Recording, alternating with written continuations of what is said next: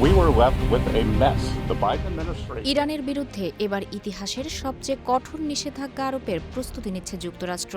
দেশটির অর্থমন্ত্রী Scott Bessent এমনটাই জানিয়েছেন। ওয়াশিংটনের দাবি, চরম অর্থনৈতিক চাপ সৃষ্টি করা গেলে ইরানের বিরুদ্ধে পরবর্তীতে আর বড় ধরনের সামরিক অভিযানের প্রয়োজন পড়বে না। ইরানের ওপর নতুন করে সর্বোচ্চ অর্থনৈতিক চাপ প্রয়োগ করতে যাচ্ছে মার্কিন প্রশাসন। আগামী সোমবার এক সংবাদ সম্মেলনের মাধ্যমে এই নতুন নিষেধাজ্ঞা প্যাকেজের বিস্তারিত তথ্য তুলে ধরবেন যুক্তরাষ্ট্রের অর্থমন্ত্রী স্কট বেসেন্ট।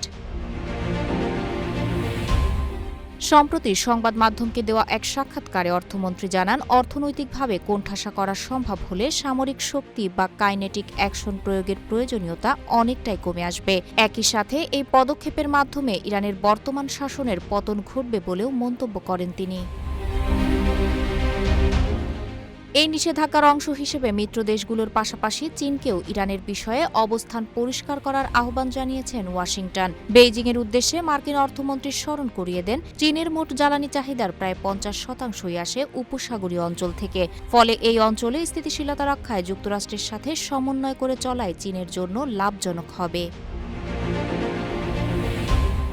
তবে ইরানের সাথে বাণিজ্যিক সম্পর্ক থাকা চীনের বিরুদ্ধে যুক্তরাষ্ট্রের নতুন নিষেধাজ্ঞা আসবে কিনা সে বিষয়ে কোনো মন্তব্য না করে আলোচনার বিষয়টি ব্যক্তিগত পর্যায়ে রাখার ইঙ্গিত দিয়েছেন মার্কিন অর্থমন্ত্রী।